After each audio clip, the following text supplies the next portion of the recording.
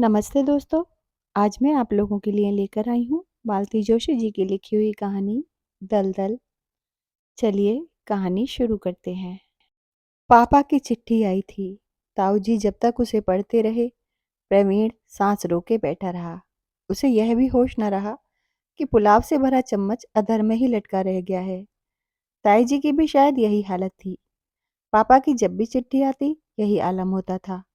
पत्र पढ़कर ताऊ जी ने जेब के हवाले किया और चश्मा उतारते हुए बोले, अरे यह क्या, तुम लोगों ने खाना क्यों रोक दिया? Carry on carry on. और वे खुद अपनी प्लेट के साथ जुट गए। क्या लिख रहे हैं? ताई जी ने डरते डरते पूछा। ताऊ जी ने एक क्षण खाना रोक कर देखा और फिर ठठाकर हंस पड़े। लिखेगा क्या? परसों ज्वाइन कर रहा है। सच? ताई जी ने और प्रवीण ने एक साथ कहा। प्रवीण ने तो एकदम निढाल होकर कुर्सी पर सिर टिका दिया। लगा जैसे बहुत बड़ा बोझ दिल से उतर गया है। ना उसे अब खाने में इंटरेस्ट रह गया था, ना उन लोगों की बातों में। और कोई दिन होता तो उसे यूं बैठा देखकर ताई जी घबरा जाती, प्रश्नों की बौछार से उसे बेदम कर देती। पर आज उन्हें भी फुर्सत नहीं थी। आज उनका मोर्चा ताऊ जी की ओर था और वे भरसक उनकी बमबारी का जवाब दे रहे थे। अब उन लोगों को यह डर नहीं था कि प्रवीण पास बैठा सब कुछ सुन रहा है। अब तक तो यह हाल था कि वह छटपटा कर रह जाता पर कुछ भी ठीक से जान न पाता। उसे बच्चा जो समझते हैं।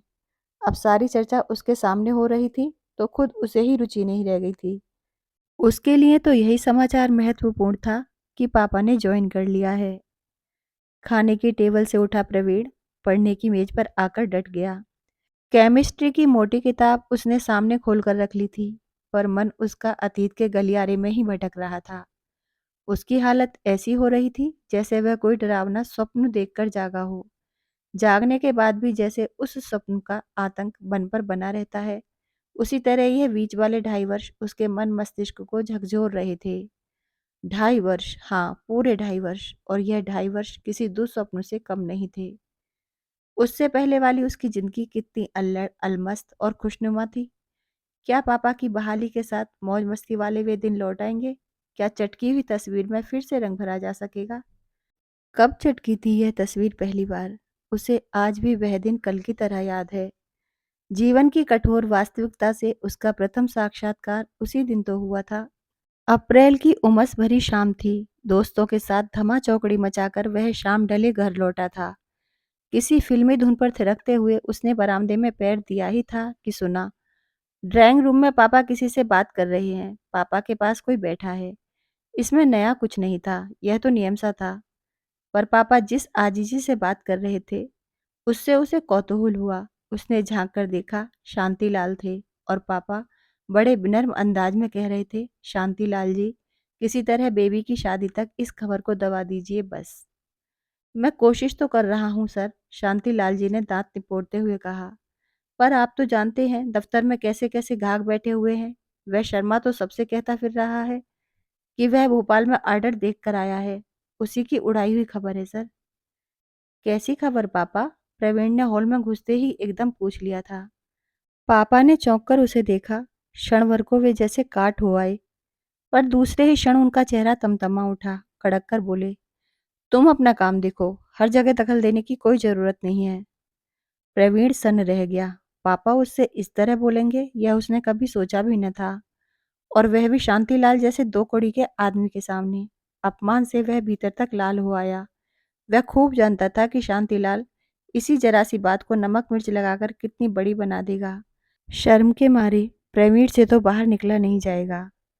पता नहीं क्यों उसे शांतिलाल से इतनी नफरत थी। जब देखो ही करता रसोई तक चला आएगा। मम्मी इतनी नफासत पसंद है कि उनके सामने चपरासियों की घिग्गी बंधी रहती है, पर वे भी इस बॉडम को जब्त कर लेती हैं, पता नहीं कैसे। बुरी तरह आहत होकर मम्मी दरबार में गुहार लगाने वह भीतर तक पहुंचा, पर मम्मी कमरे में थी कहाँ। इन दिनों तो उनका पूरा दिन दीदी के कमरे में बीतता था, और दीदी का कमरा एक अच्छा खासा गोदाम बन गया था। जिस दिन से सगाई हुई है घर में सामान बस आता ही जा रहा है। कभी कभी तो इन लोगों को इतना भी होश नहीं रहता कि एक ही चीज बार बार ना मंगाएं। एक ही दुकान से सामान खरीदे आदमी तो ऐसा घपला होगा भी नहीं, पर इन्हें तो शहर की सारी दुकानों में खाक छाननी होती है ना। चले आ रहे हैं 3 ड्रेसिंग टेबल्स, 4-4 सोफा सेट। फिर दीदी रानी सबसे बढ़िया पीस सिलेक्ट करती हैं, बाकी लौट जाता है। उसकी एवज में और कुछ आ जाता है। बिजली का सामान तो कोई लौटाने को भी कह नहीं सकता।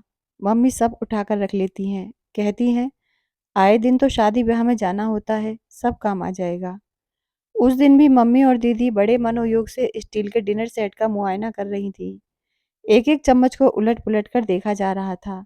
एक एक डोंगे का वजन हाथों में तोला जा रहा था। मन में ढेर सी शिकायत लेकर पहुंचा था प्रवीण, पर नए बर्तनों की चमक दमक में खुद भी खो गया। काले चमकते सनमाइका टॉप पर वह बड़े करीने से प्लेटें लगा रहा था जब पापा कमरे में दाखिल हुए। प्रवीण को इतना समय ही न मिला कि वह दीदी को सावधान कर दे, और वह चिहुक पड़ी। पापा देखिए ना, ये डोंगे हमें जरा भी अच्छे नहीं लगे। वह पारिक ब्रदर्स वाला सेट ही फिर से मंगा दीजिए ना। अब अपनी पसंद का सामान अपने घर जाकर खरीदना, यहाँ तो बस यही मिलेगा। पापा ने इतनी रुखाई से कहा कि दीदी स्तब्ध रह गईं, और फिर दूसरे ही क्षण उनकी आंखें छल आईं। पर पापा को जैसे जरा भी मतलब न था। उसी रूखे स्वर में बोले, और बेबी, अब जरा ढंग से बोलना भी सीख लो। हर बार का मिमियाना अच्छा नहीं लगता। यह तो हद थी। प्रवीण ने भी इसकी कल्पना नहीं की थी। मम्मी तो एकदम फट पड़ी जैसे। वो जमकर महाभारत हुई फिर, कि आसपास मंडराते नौकरों का भी होश न रहा। जंगल में लगी आग की तरह पापा के सस्पेंशन की खबर शहर में फैल गई। उससे भी तेजी से बदलने लगे लोगों के तेवर। नए व्यक्ति के चार्ज लेते ही सुबह शाम घर पर जुड़ने वाला दरबार बंद हो गया।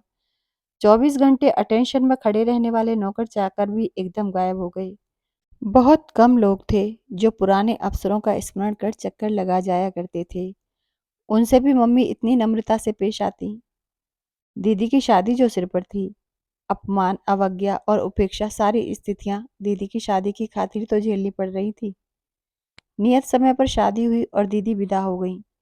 ट्रक भर के दहेज भरवा लेने के बाद भी हीरो के सेट के लिए विसूरती रह गईं। जीजाजी भी बहुत ऊंची कल्पनाएं मन में लेकर चले थे। चांदी का थाल, हीरे की अंगूठी, टीवी, स्कूटर, उन्हें भी निराशा ही हाथ लगी। और अपनी यह निराशा उन्होंने कई तरह से व्यक्त की। 20,000 नगद जेब में ठूसने के बाद भी समधी जी को शिकायत बनी रही कि उन्हें एयर कंडीशन होटल में क्यों नहीं ठहराया गया। गरज यह है कि कोई खुश नहीं था। खर्च बेशुमार हुआ पर रौनक न हो सकी। पर पापा को जैसे इन सब से कोई मतलब ही न था। एक अजीब सी चुप्पी ओढ़े सारा काम निपटाते रहे। बारात अगर रूठ कर भी लौट जाती तो उन्हें जैसे कोई फर्क नहीं पड़ता। सारी मान मनुहार भाग दौड़ मम्मी ही करती रही, अकेले उन्हीं की बेटी हो जैसे। बाद में इतनी जोरदार झड़प हुई थी उन दोनों में, फिर मम्मी रूठ कर नाना जी के यहाँ चली गई थी। वहां भी मन न लगा तो गांव चली गई। चकर गिन्नी की तरह प्रवीण साथ लगा घूमता रहा। 2 महीने गांव में बोर होने के बाद भी लौटने की कल्पना उसके लिए सुखद नहीं थी। पर पढ़ाई का भी तो प्रश्न था। यह तो अच्छा हुआ ताऊजी उसे अपने यहाँ लिवा लाए। यहाँ उतना आराम नहीं था। घर भी छोटा सा था। बदली हुई परिस्थितियों में मम्मी पापा के पास रहना बहुत कष्टकर था। तो क्या बरखुदार, फिर छुट्टियों में जगदलपुर का प्रोग्राम बन रहा है? ताऊजी ने उसकी पीठ पर धौल जमाते हुए कहा तो वह चौंक पड़ा। जगदलपुर क्यों? अरे बेवकूफ, तेरे पापा की वहीं तो पोस्टिंग हुई है। सच? उस समय तो खुशी के आवेश में पूछना भी भूल गया था। इसका मतलब है इस बार की छुट्टियां सचमुच की छुट्टियां होंगी। इस बीच वह घर जाता रहा है। घर यानी कि पापा का नया हेड क्वार्टर। पर वहां घर जैसा कभी नहीं लगा। पिंजरे में बंद शेरनी की तरह परेशान मम्मी और दिन पर दिन बुढ़ाते पापा देखकर मन और उदास हो जाता। कितनी कितनी फरमाइशें मन में लेकर जाता, पर वहां जाते ही जैसे जवान पर ताला पड़ जाता। 2 बार दिवाली आई और चली गई। उदासी का अंधेरा वैसा ही कायम रहा। इस बीच उसका हायर सेकेंडरी का रिजल्ट भी आया। 3 विषयों में डिस्टिंक्शन लेकर वह फर्स्ट क्लास में पास हुआ था। पर सबके मन इतने बुझे बुझे से थे कि खुशी आधी रह गई। लेकिन इस बार नज़ारा कुछ और होगा, रौनक कुछ और होगी।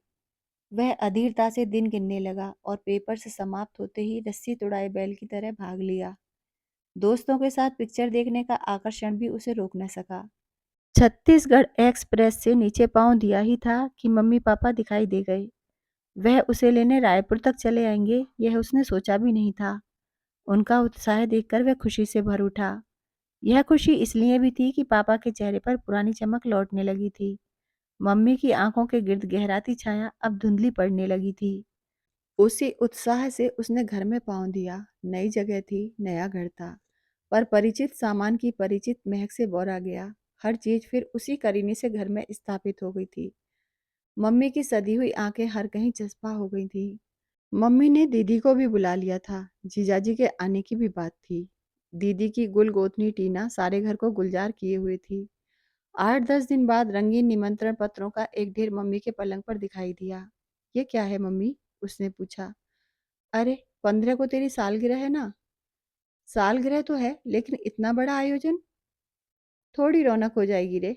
इतने दिन से किया ही क्या है। समीर भी आ रहा है, उससे भी सबका इंट्रोडक्शन हो जाएगा। ठीक तो कह रही थी मम्मी, इतने दिनों से किया ही क्या है। जाने कितने मौके आए और चले गए। दीदी पहली बार टीनू को लेकर आई थी, तब भी कुछ ना हो सका था। इस बार सब लोग इतने बड़े माहौल में इकट्ठा हो रहे हैं, सेलिब्रेट तो करना ही चाहिए। जीजाजी भी तो देखें, वे किस घर के दामाद हैं। मम्मी के उत्साह की छूत जैसे सबको लग गई। बड़े जोर शोर से मेनू कार्ड बनाए जाने लगे। सजावट की प्लानिंग होने लगी। प्रवीण ने तो रिकॉर्ड्स की सूची तक बना ली। उस शाम सब लोग इसी तरह चर्चा में मगन थे कि जमुना बाबू चुपचाप आकर कोने में खड़े हो गए। जमुना बाबू प्रवीण को शांतिलाल की याद दिलाते थे। उसी तरह बेरोक टोक घर में घुसे चले आते थे। प्रवीण को बड़ी कोफ्त होती थी कि पापा एक न एक नमूना क्यों पाल लेते हैं और मम्मी उन्हें क्यों कर बर्दाश्त कर लेती हैं। क्या बात है बड़े बाबू? पापा ने रौबदार स्वर में पूछा। सर, वो कुछ नाम याद आ गए थे, आप इजाजत दें तो ऐड कर लूं? दिखाइए। जमुना बाबू ने विनम्रता की मूर्ति बन वह कागज पापा के हाथों में थमा दिया। कुछ देर तक पापा उन्हें पढ़ते रहे, फिर उन्होंने कागज लौटा दिया। चश्मा उतारते समय उनका माथा सलबटों से भर गया था। बड़े बाबू जी, क्या इन लोगों को बुलाना जरूरी है? सर, वो ऐसा है सर कि इनमें से कुछ लोग बड़े काम के आदमी हैं। कुछ लोग ऐसे हैं सर कि उन्हें नाराज नहीं किया जा सकता। आप पहली बार कुछ कर रहे हैं। जमुना बाबू ने जबरन हकलाते हुए कहा। ठीक है, पापा ने बेजारी से कहा। आप जैसा ठीक समझें। प्रवीण इतनी देर से चुपचाप सुन रहा था। एकाएक जैसे उसके सामने सब कुछ दिन के उजाले की तरह साफ हो गया। उसने झपट कर जमुना बाबू के हाथों से लिस्ट ले ली और कहा, मुझे भी कुछ नाम याद आ गए हैं, लिस्ट कल ले लीजिएगा। वे कुछ देर तक भौचक से देखते रहे, फिर धीरे धीरे बाहर चले गए। उनके जाते ही प्रवीण ने कागज के टुकड़े टुकड़े कर हवा में उछाल दिए। यह क्या क्या बेवकूफ! पापा गरजे। यह पार्टी नहीं होगी मम्मी। पर क्यों? और यह तय करने वाले तुम होते कौन हो? पापा फिर गरजे। बेटे, इसी बहाने से तो 4 लोगों से मेल मुलाकात होती है। हम लोग शहर में नए नए आए हैं, मम्मी ने समझाना चाहा। मम्मी, प्रवीण ने सख्ती से कहा, आप शौक से मेल मुलाकात बढ़ाइए, पर इसके लिए मुझे मोहरा ना बनाइए प्लीज। उसकी बात पूरी भी ना हो पाई थी कि पापा के हाथ का एक भरपूर थप्पड़ उसके गालों पर पड़ा। वह सिर से पांव तक झंझना उठा। अरे अरे, आप लोग यह क्या बचपना कर रहे हैं? मम्मी रुआंसी हो उठी। ये तुम्हारे सपूत कॉलेज जाकर ज्यादा अक्लमंद हो गए हैं, पापा ने कहा और उठकर चले गए। मम्मी कभी उसे कभी पापा को देखती रहीं। उसका मन हुआ कि कह दे, मम्मी मुझे कॉलेज ने नहीं परिस्थितियों ने अक्लमंद बनाया है। इन 2 सालों में इतना बुजुर्ग हो गया हूँ कि हर चीज के आर पार देखने लगा हूँ, तभी तो। पर वह चुप ही बना रहा, कहता भी क्या और किससे। दलदल से कोई उबरना ही ना चाहे तो कोई क्या करे। दोस्तों, अभी आप सुन रहे थे मालती जोशी जी की लिखी हुई कहानी दलदल। यदि आपको कहानी अच्छी लगी हो तो कृपया मेरे चैनल को सब्सक्राइब कर लीजिए, वीडियो को लाइक कर दीजिए। आपके एक लाइक से मुझे हौसला मिलता है आपके लिए नई कहानी लाने का। धन्यवाद।